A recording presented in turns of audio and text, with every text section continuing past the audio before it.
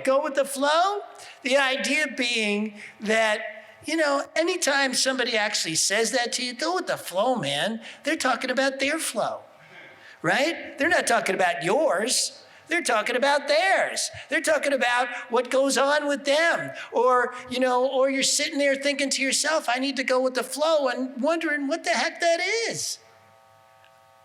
I mean, when you got a million things going on at once and feel overwhelmed, where the heck is the flow? Where is it? And so part of when we hear go with the flow, and then the other day, I heard somebody say either row or flow. And I thought, well, that's kind of interesting. I mean, I understand why somebody might say that, but meaning either you're hard at work or you're just going with something. But on the other hand, how do you know? How do you know when and what is this flow thing that everybody says? Now, sometimes we can feel it. We feel the synchronicity. But just because we feel it or don't feel it doesn't mean it's not there. I mean, the truth is we're in synchronicity with our lives every moment of every day. Just sometimes we don't like it. We don't like the synchronicity we're dealing with, right? Because in our teaching, we believe that we are creating our lives right out of our embodiment being the totality of our thoughts, feelings, and actions. So we are creating. It's like something will happen, and I notice that I get upset at it, even though I know better. And then when I get upset at it, I know that what I'm doing is actually creating that thing, something that upsetting to happen again. Because we are creating out of every fiber of our being, out of every moment. So what is this go with the flow stuff? Where is the flow? The flow is within each of us that connects each of us in the river of going home. We are born into basically a body that you could think of as a boat that we are then flowing down the river of life with, and at the end we get off. And it's a circle. Because before we were born, we actually knew and made a conscious choice to come into something about the enlightened beingness of before birth, made this look exciting, made this look interesting with all its limitations, with all its craziness, with all its comedy, with all its drama. Something made us want to do this. And so then we come in and we do this, and then for many of us, including myself, we spend a lot of time freaking out, like, how could we have made it? We definitely didn't choose this. Have you ever heard yourself say, I didn't sign up for this? When in fact, we did. So the flow is happening all the time.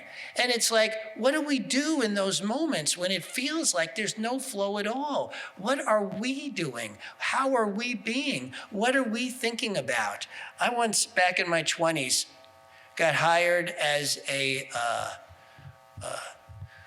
assistant chef. I think they're called sous chefs. My job was basically to cut vegetables. That was my job. And so I came in and I was trained. The chef trained me, said, okay, this is all you're going to do. You're going to be at this station over here. And every time we get an order for this, this, or this, you're going to cut these vegetables. You're going to get this from me. I was a gopher and a cutting of vegetables person. That was my job. Okay. First day on the job, I show up, chef calls in sick. I have never cooked before in my life. I was in my early 20s. I knew how to do spaghetti. And all of a sudden, I'm in this very busy lunch restaurant, and they're looking at me like, you got to do this. Where's the flow? Now, the flow I thought was going to be was there was going to be a chef over there, and I was going to be over here giving him whatever he told me to do, cutting vegetables and doing this. And all of a sudden, I'm the guy who's now got to make everything, who has never made anything. But there was a list of how to make stuff, of all the stuff that they serve there. And so they just expected me, since I was the person there, to just pick up on this. And so lunch hits, and that little spinning rack where everybody puts in their orders that then I'm supposed to pull out and start making food, and everybody's yelling at me, and I am overwhelmed. Where's the flow? There is no flow going on here. And all of a sudden, everybody's yelling at me. How come I'm not moving? I'm not doing this. And I realize I better do something. So I grab one order out of this whole thing, put it down, and while everybody is yelling at me how I'm supposed to be doing more than one order at a time, I finish that one order. It was trout. I still remember to this day, it was trout almudine, which I had never made before in my life. I made it from start to finish and put it up on the thing with everybody yelling at me, how could I just do one thing? But I calmed myself down and started beginning inside myself, finding my own flow, not listening to what other people thought I should be doing. And then I grabbed 2 orders, and I did those 2 orders at a time. And the next time I tried 3, and then 4. And all of a sudden I got into this rhythm and got through this rush, this mad rush of a full restaurant where I was the only guy there cooking. With nobody over there gophering for me, cutting the vegetables for me. And I got through the whole thing, and the rush was over, and and once everybody had cleared out and the lunch rush was over, all the staff came into the kitchen and gave me this huge applause. You know, they were just like amazed that I had pulled that off. I was amazed that I had pulled that off. And the next day I quit.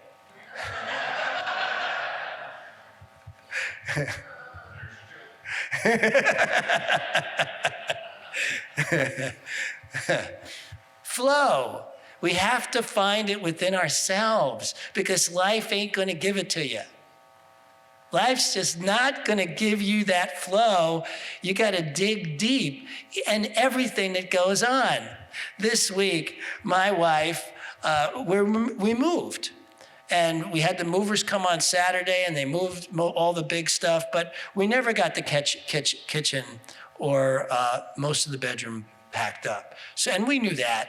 And so we knew that between the two of us, we could get it done. Except we got home, and then my wife got 103 fever.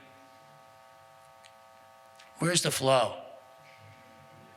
Right? So she's in bed with 103 fever and needs a lot of care. So I'm taking care of her. My dog, my little puppy, he still needs a lot of care. The 2 cats still need a lot of care. And I got to get out of this apartment. And so I'm still the senior minister here, having to run everything going on here. And so once again, I'm in that situation where, okay, let's just keep, where's my flow? Where's my flow here?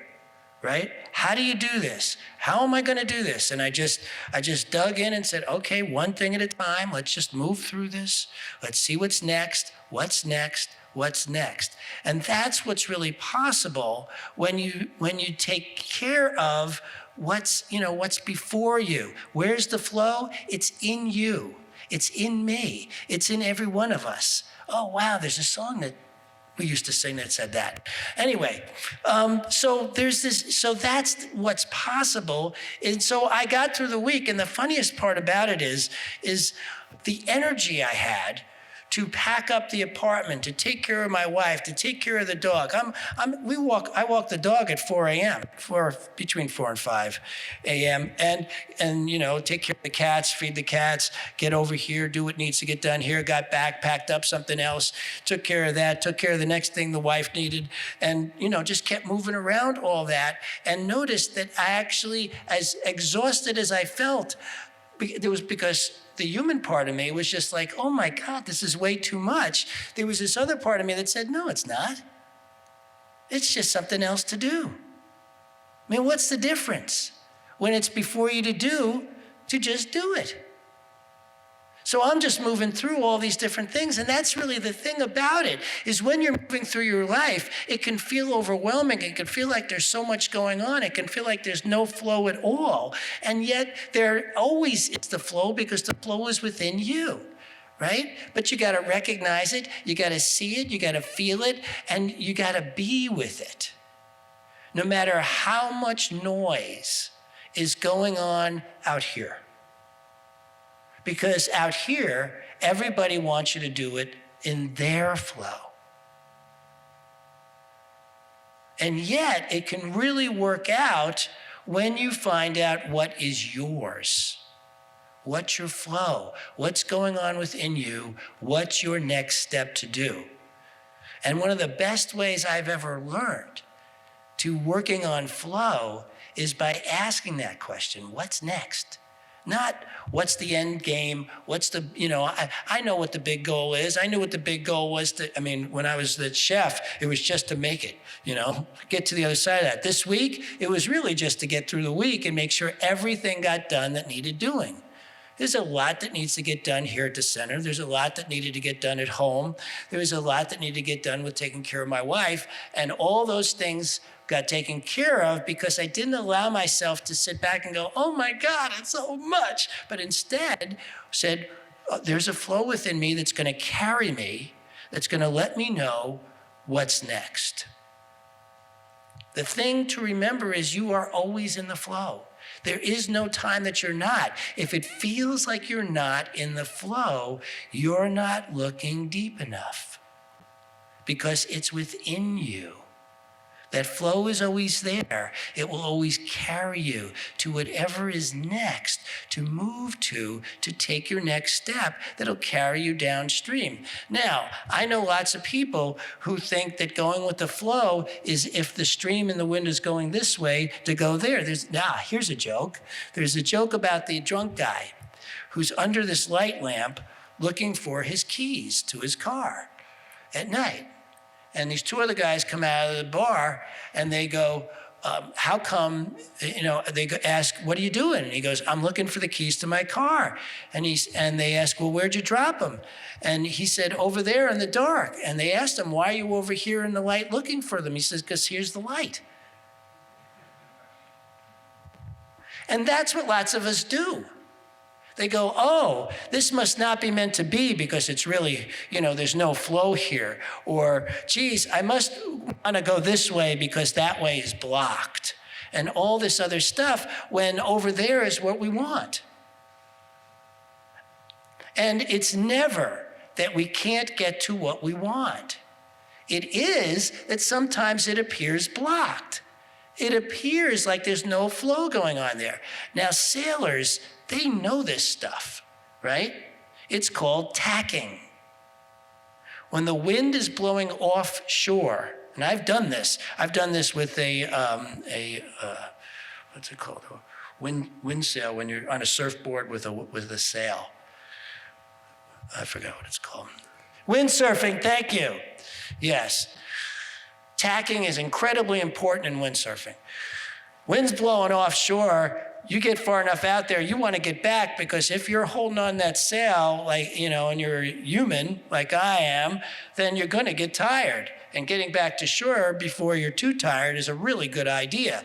So you got to do something called tacking. The wind's blowing this way, but I got to go that way. So you go a little bit this way, and then you go a little bit this way, and then you go a little bit this way. And then you go a little bit this way, and before you know it, you're working way back in the shore. Now, sometimes that's what you got to do to get to where you're going in life. You got to tack. You got to use the wind going in the opposite direction. You got to use the obstacles and the forces in play to work for you by finding the flow in them. And the first step of that is knowing that it is there. That just because it looks like an obstacle, just because it looks like you can't get that way, there's got to be another way to do it. Google Maps does it instantly. If this way is blocked, I go, well, just turn here and go there and go there and go there and go there and go there and we'll get you back the other way. And you could be in the car going, complaining the whole time, going, oh, geez, this is taking so long and I'm wasting all this time. But no, even though it can feel that way, part of the flow is remembering that you're always in perfect and right time. That everything is happening just the way it needs to, at the pace it's needing to. And the more I remember that, the more I relax into what's going on. Now, do I remember that all the time? No. Sometimes I can get pretty upset about the unflowing things as they appear in my life. But I know well enough to know that I got to let that go, the upset, because in all this, it's going to work. It's going to work. I just got to be with it and take whatever next step appears to take. Well, even if I want to go there and the next step appears that way, or even if it appears a little bit that way, what I do know is it's not that way, even though that's where it's taken me. And that's what you need to know too. That's what you all need to know for your lives, is digging into that place within yourself that knows on a whole deeper level, this is going to work out. It's all right. It may not be going at the pace you want. It may not be looking any way like you thought it was going to look. I can't think of a single thing in my life that has worked out the way I thought it was going to look. Maybe you're lucky enough where you've got something like that. I don't know if it's lucky though. You know, one of the things I've been looking at is people who have things happen so easily and in what they call synchronous and flow, and they get stuck in that's the only way things should be. They lose their sense of hard work. They lose their sense of what's true in terms of themselves and their own personal power. So I'm not so sure that ease and grace actually supports people to get to the kind of character you need to achieve what it is you're truly after. That the skills involved in tacking, in moving, in creating the flow that is always available to you is something within you. Now, I know people who fight to get what they want, and they may make it, but they don't do it healthily, and they take a lot of blows in the meantime.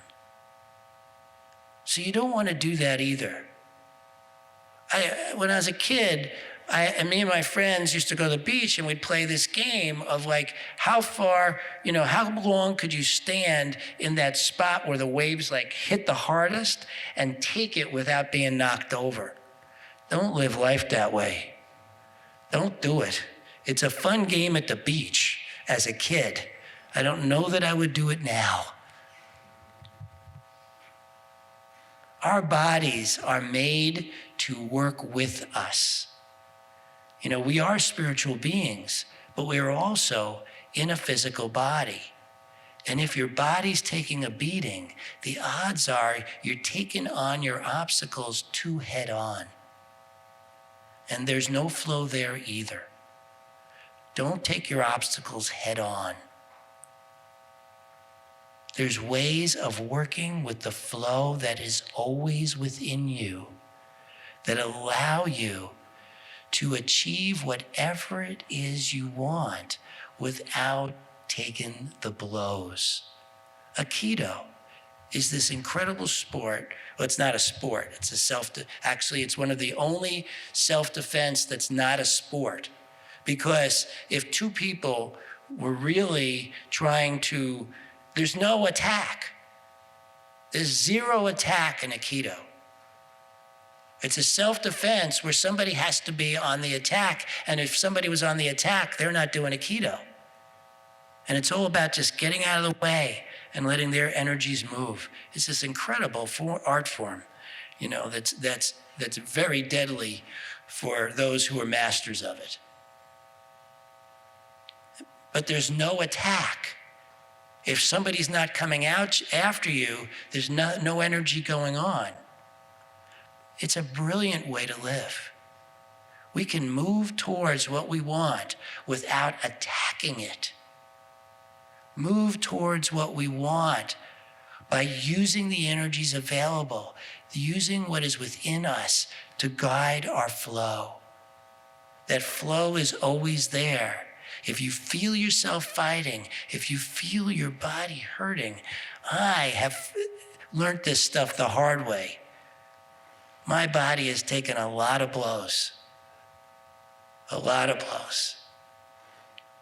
And so I have absolutely learned the hard way that there is an easier way to be in life, where you just find the flow. You don't just go where life is pushing you. You find a way to be with it.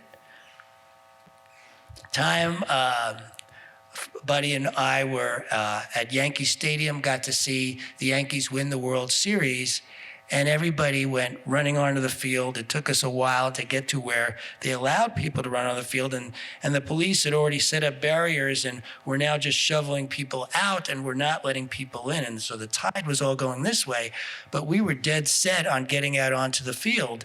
And so we came up with the idea of looking as if we were walking out, but step backwards very slowly. Took our time until we were on the field. We got to be on the field. We did it, walking backwards, very slowly, with people moving around us very quickly and all this stuff. There's always a way. The flow is always there. It's always there for you to have, to use. Don't let obstacles say this wasn't meant to be, but don't take them head on either. There is a way to be in that flow and that energy no matter what the circumstance. And when you do that, you come out energized. You come out feeling more energy than you did in the first place. And that's the beauty, and that's the wonder. And that's what I hold for each and every one of you. Thank you.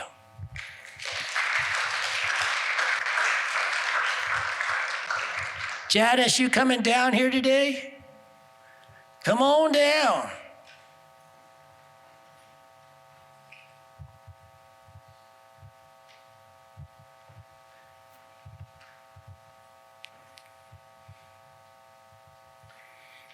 And what would you like us to know for you today? That I'm free from pain. Pain-free. All right, turn around. Turn around. Here we go. 8 to 10 folks laying hands on Janice here, please.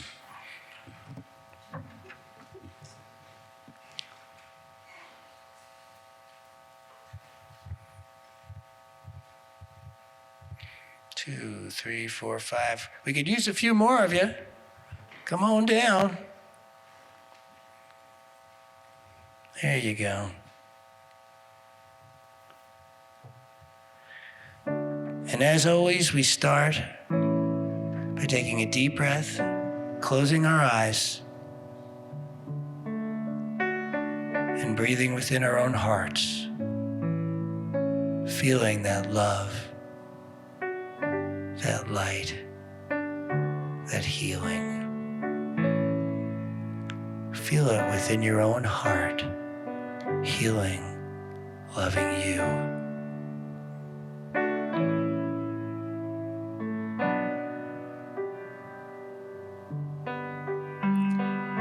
And now let that magnificent healing energy expand throughout your entire body, so that you experience healing, loving light.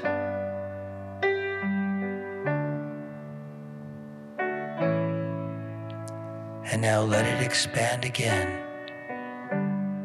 And for you, those of you at home, feel the healing energy here and join in with it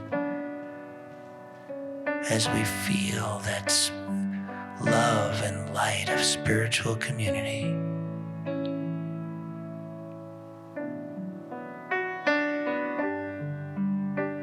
And now we take all this magnificently healing energy and send it through Janice, knowing her to be pain-free,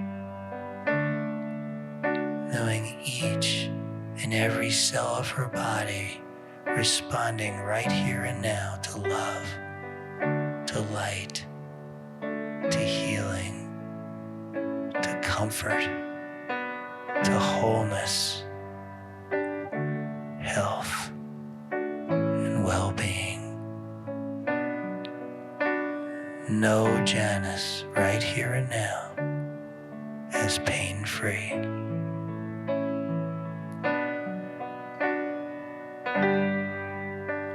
My soul sings out to you, my love.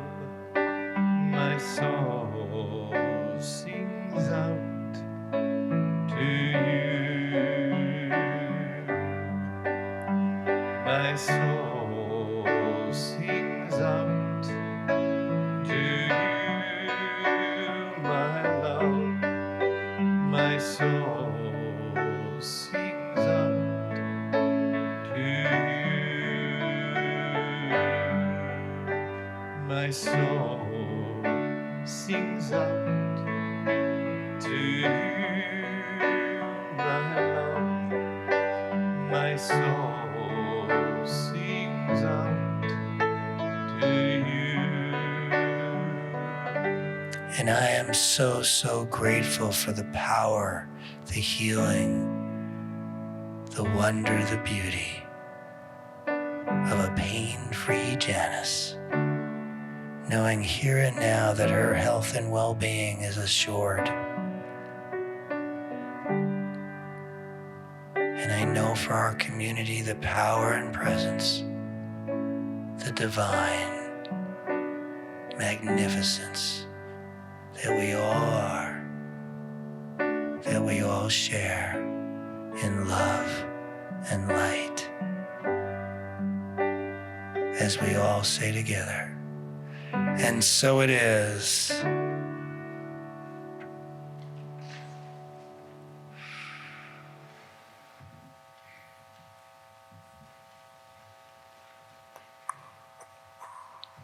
The power and presence of spiritual community. That's what we have together. And I am so, so grateful to be with all of you right here and right now, knowing that we get to open our hearts and open our minds and feel that loving presence together. All right. This is the time of the program where I ask you to take out what you're going to give. Not that you haven't been giving, but we're talking financial now. Doesn't matter whether it's $1, $10, $100, $1,000, deeds of property, gold mines, diamonds, whatever it is, take it out. Hold it in your hand and unfold it, because you want the power and presence of what you are giving to return to you. You want to feel that power and presence, so unfold it. Know for yourself the truth of energy, of what this is. Let's not be dropping that. All right, and let's say this together. God is the source of all supply. Money is God in action. What I give, I receive multiplied abundantly. All that God is, I am, and so it is.